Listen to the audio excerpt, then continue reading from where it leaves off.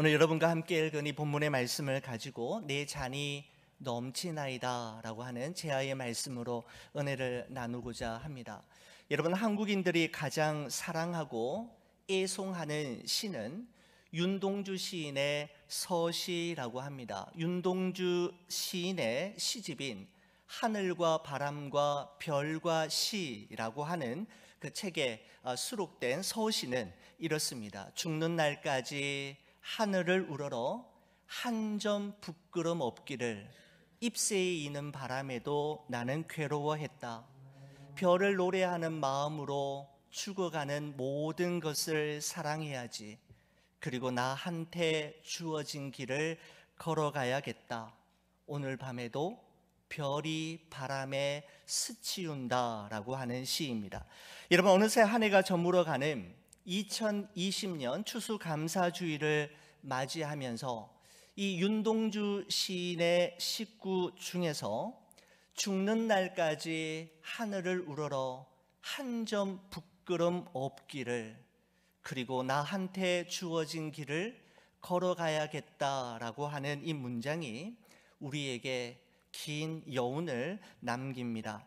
선한 싸움 다 싸우고 달려갈 길을 마치고 하나님 앞에 서는 그 마지막 순간까지 하나님 앞에, 사람 앞에 한 점 부끄럼 없는 그리스도인으로 살아가고 싶은 마음, 그 마음 간절하지만 생각대로 잘 사라지지 않는 것이 우리의 인생인 것 같습니다.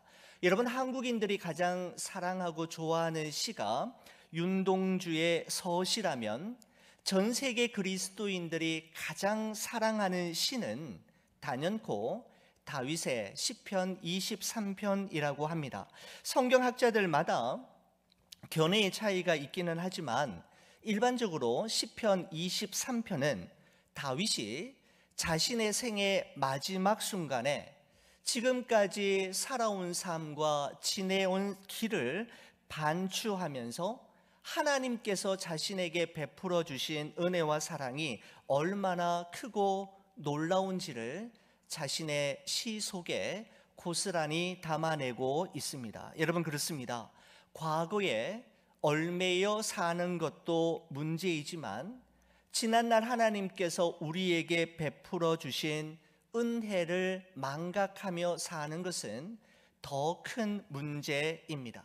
과거를 기억하지 않는 자는 과거의 잘못을 반복할 수밖에 없다라는 어느 현인의 말이 있듯이 1년의 마지막 한 달을 앞두고 맞이하는 우리 추수감사주일 아침에 우리가 시편 23편의 말씀을 함께 나누면서 하나님께서 우리의 삶 속에 베풀어 주신 그 은혜가, 그 사랑이 얼마나 크고 놀라운지를 되새겨보는 그런 시간을 여러분 가져보도록 하겠습니다. 여러분, 다윗은 자신의 인생을 1절에 한 문장으로 이렇게 정리하고 있습니다.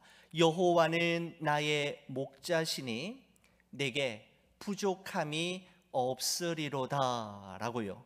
여러분, 다윗은 여호와 하나님을 자기 인생의 목자로 비유하면서 하나님 없이는, 아니 하나님을 생략하고는 자신의 지나온 삶을 설명할 수 없고 이해할 수 없음을 시의 초두에서 먼저 밝히고 싶었던 것입니다. 여러분, 실제로 여호와는 나의 목자시니 라고 하는 전제가 있었기에 그 다음에 기록된 내용들 2절에서 6절까지의 말씀이 술술 이어졌다고 생각합니다.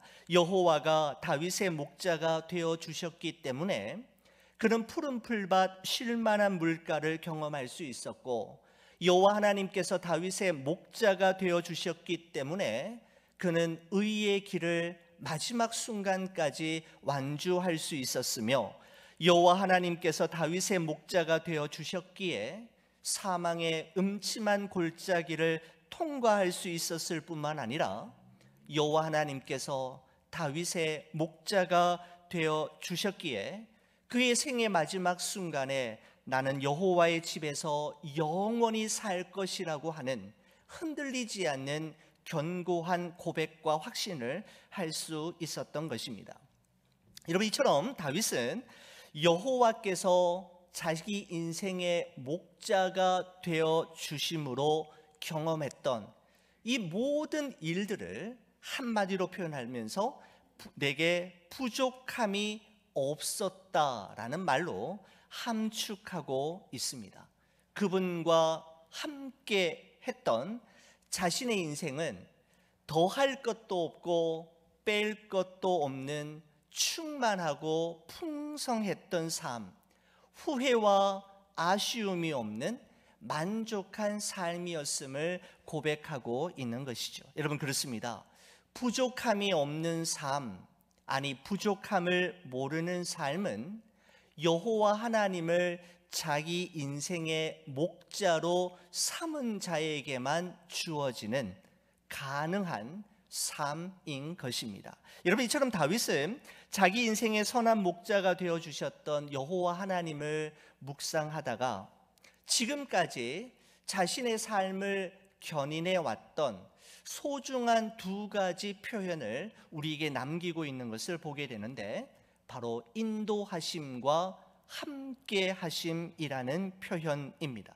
여러분, 인도하심과 함께하심은 마치 쌍두마차를 이끄는 두 마리의 말처럼 다윗을 다윗되게 하고 다윗으로 하여금 하나님의 마음에 합한 사람이 되게 했던 원인과 이유가 되는 단어임에 분명합니다. 여러분, 2절과 3절에서 우리는 인도하심이라고 하는 표현을 발견하게 되는데, 우리 함께 보시겠습니다. 우리 2절 3절 말씀 저와 함께 같이 읽어볼까요?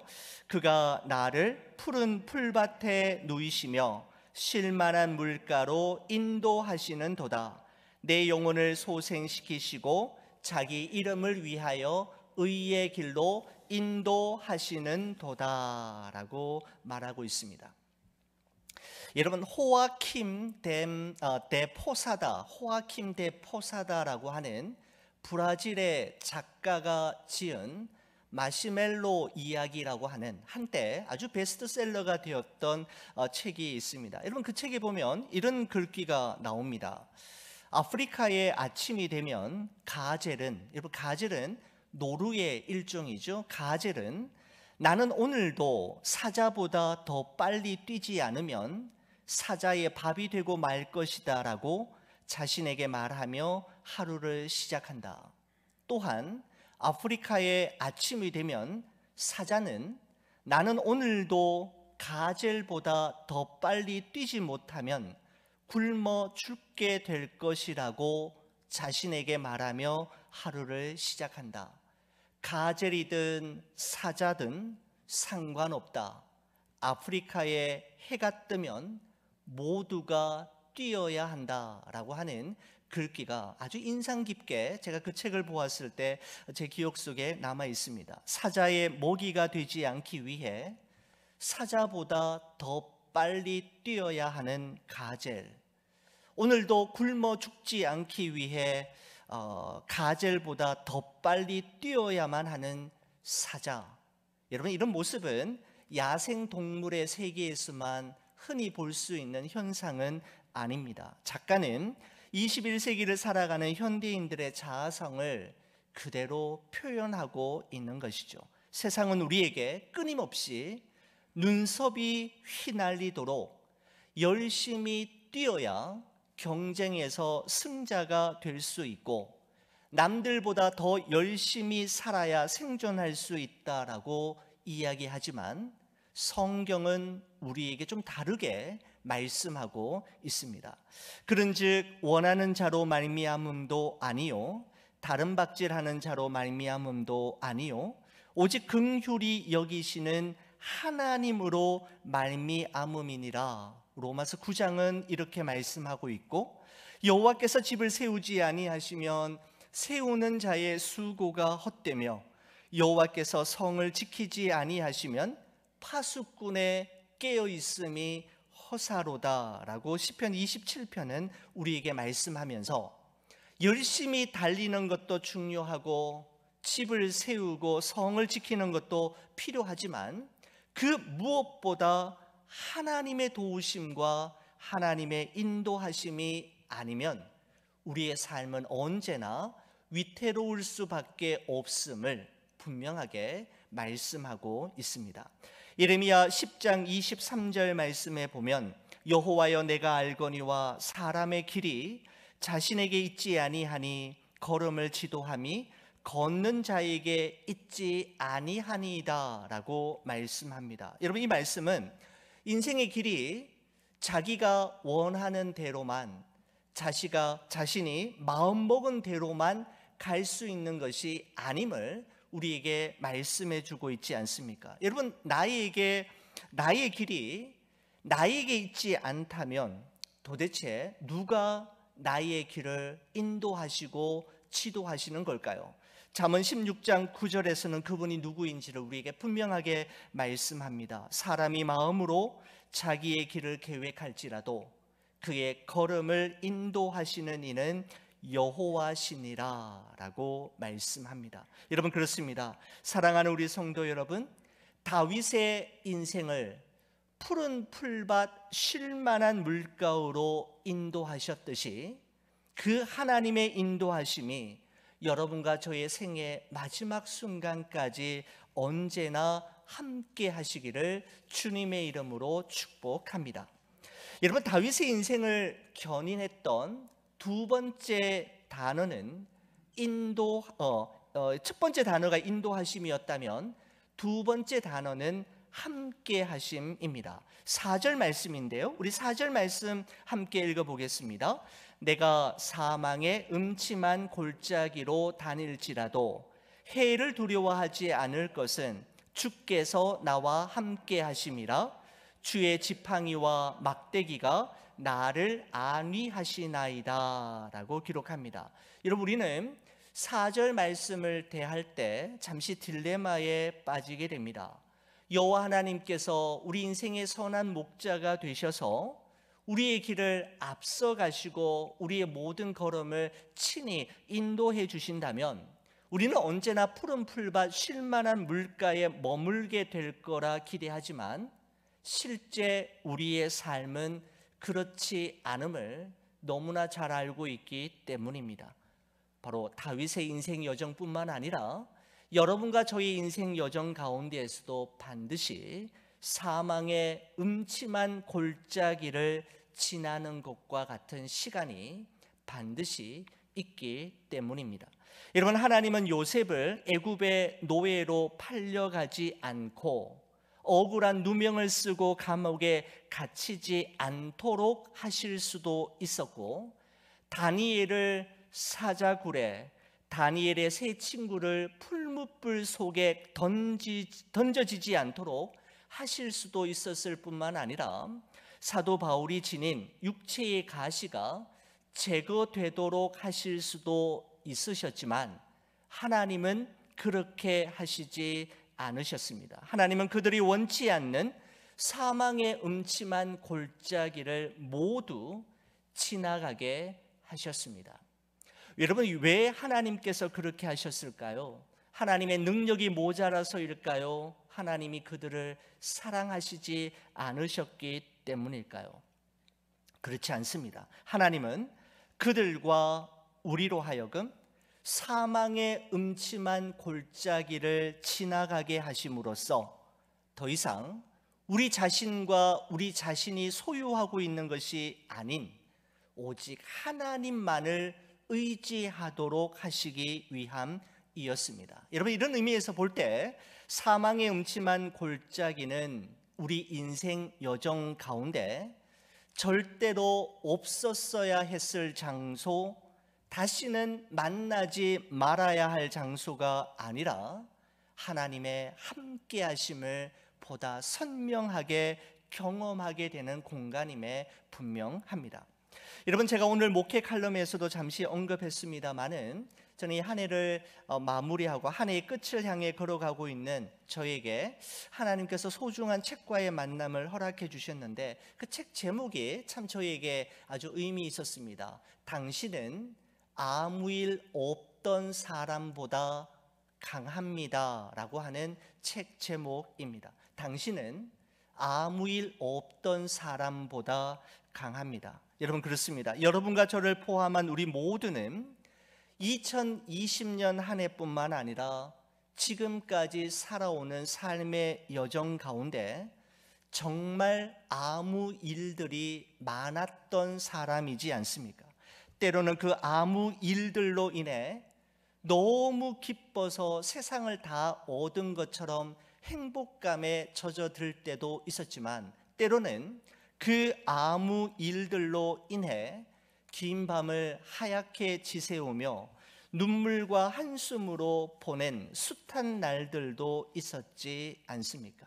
여러분, 하지만 그 일만 우리 가정에 일어나지 않았다면, 그리고 그 사건만 나에게 없었다면 이라고 생각되는 그 일과 그 사건이 우리로 하여금 아무 일도 없었던 사람보다 훨씬 더 우리를 단단하게 만들고 범사에 하나님을 신뢰하고 의지하게 만드는 강한 믿음의 사람으로 빚어간다라는 사실을 우리는 결단코 잊지 말아야 합니다. 여러분, 그래서 우리가 기도할 때 무조건 하나님 앞에 기도하실 때 하나님 아무 일 없게 해주십시오, 그 기도도 필요하겠지만, 때로는 우리 하나님께서 더 기뻐하시는 기도는 아무 일이 있더라도 그 일로 인해 하나님을 더 의지하고 하나님 더 알아가고 하나님과 더 가까워지는 계기가 될 수 있기를 위해 기도하는 것, 바로 우리 하나님이 기쁘게 받으시는 기도가 아닐까 생각이 됩니다. 여러분, 다윗은 푸른 풀밭 쉴만한 물가에서는 경험하지 못했던 주의 지팡이와 막대기의 보호하심과 안위하심을 사망의 음침한 골짜기를 지나는 순간 경험할 수 있었던 것입니다. 여러분, 그래서 주의 지팡이와 막대기는 2절과 3절에 포함될 수 있는 단어들이 아니라 반드시 4절에만 가능한 표현임에 분명합니다. 바로 사망의 음침한 골짜기는 주의 지팡이와 막대기가 나를 지키고 있음을 경험하게 하는 바로 하나님의 은혜의 도구가 되는 것이죠. 사랑하는 우리 성도 여러분, 우리를 사랑하시되 자기의 목숨을 내어주시기까지 사랑하시고 우리와 함께 하시되 세상 끝날까지 함께 있겠다 약속하신 우리 주 예수 그리스도로 말미암아 여러분의 마음에 감사가 넘쳐나시기를 간절히 축원을 드립니다. 여러분, 하나님의 인도하심과 함께 하심을 따라 머나먼 여정을 완주한 다윗에게 하나님께서는 특별한 선물, 특별한 이벤트를 준비해 두셨습니다. 여러분, 5절과 6절 말씀인데 우리 같이 한번 읽어보겠습니다. 같이 봅니다. 주께서 내 원수의 목전에서 내게 상을 차려주시고 기름을 내 머리에 바르셨으니 내 잔이 넘치나이다. 내 평생의 선하심과 인자하심이 반드시 나를 따르리니 내가 여호와의 집에 영원히 살리로다. 아멘. 여러분, 5절과 6절 말씀은 시편 23편의 클라이막스에 해당되는 말씀이라고 할 수 있는데, 여호와 하나님을 자신의 목자로 삼아 그분의 인도하심과 함께하심을 따라 걸어온 이들에게 주어지는 하나님의 특별한 선물, 하나님이 예비하신 특별한 이벤트가 무엇인지를 우리에게 말씀해 주고 있는 것이죠. 내 원수의 목전에서 내게 상을 차려주시고 라고 되어 있습니다. 여러분, 여기서 상은 제가 처음 이 말씀을 볼 때는 이 상이 프라이즈, 상품이라고 생각했습니다. 여러분, 근데 여기서 상은 여러분 상품을 이야기하는 것이 아니라 테이블, 식탁을 의미합니다. 여러분, 그래서 이 구절을 세번역 성경으로 보면 보다 의미가 확실한데, 세번역은 이렇게 번역하고 있습니다. 주님께서는 내 원수들이 보는 앞에서 내게 잔치상을 차려주시고라고 기록되어 있는 것을 볼 수가 있습니다. 여러분, 주님께서 내 원수의 목전에서 내게 상을 차려주셨다, 잔치상을 차려주셨다라고 하는 이 말의 의미는 그동안 다윗을 괴롭히고 죽이려고 했던 많은 원수들이 보는 앞에서 주님께서 보란듯이 다윗의 손을 번쩍 들어 올려주시는 것을 의미합니다. 무슨 말입니까? 다윗이 옳았고 다윗이 맞았고 다윗이 이겼다라는 것을 원수들 앞에서 보란듯이 보여주셨던 것입니다. 여러분, 그렇습니다. 하나님이 인정하시고 하나님이 높여주시는 사람을 어느 누가 함부로 대할 수 있겠습니까? 그리고 하나님이 다윗을 인정해 주시고 그 높여주시는 증거로 하나님께서는 그의 머리에 기름을 부어 주셨노라고 말씀하고 있습니다.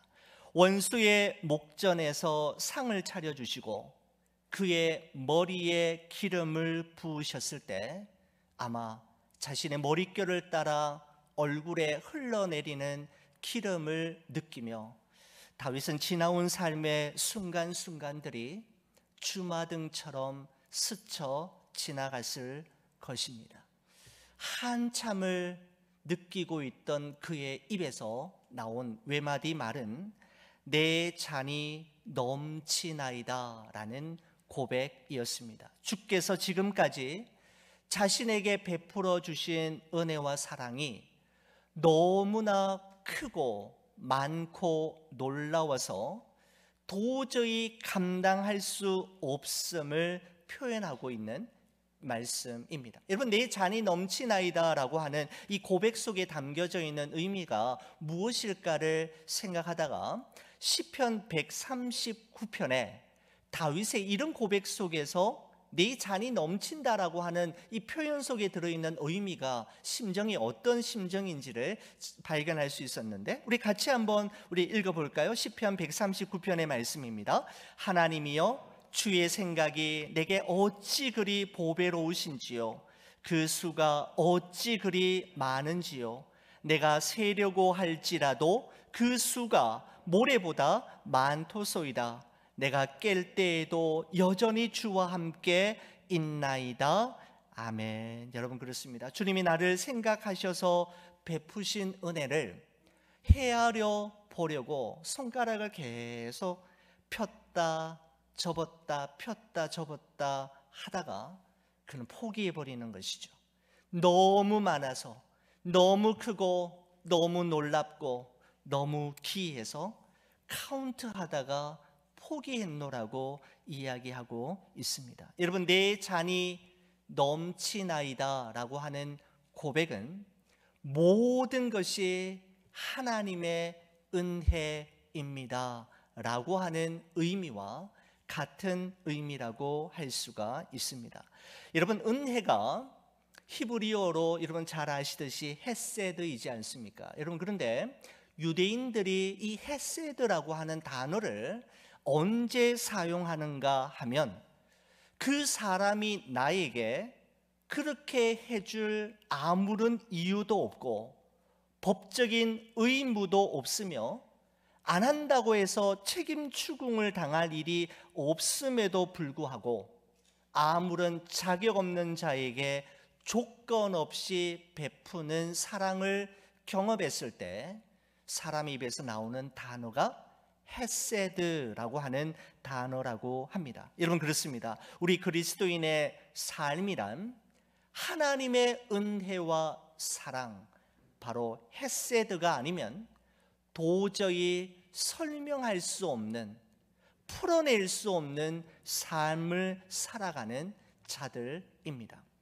원래 2020년은 여러분 코비드 19이라고 하는 일찍이 없었던 사태로 인해 우리 모두는 정말 힘들고 어려운 시간들을 보내왔고, 아니 지금도 그 과정 중에 있지만 그럼에도 불구하고 우리 입술에서 나올 유일한 고백은 내 잔이 넘치나이다.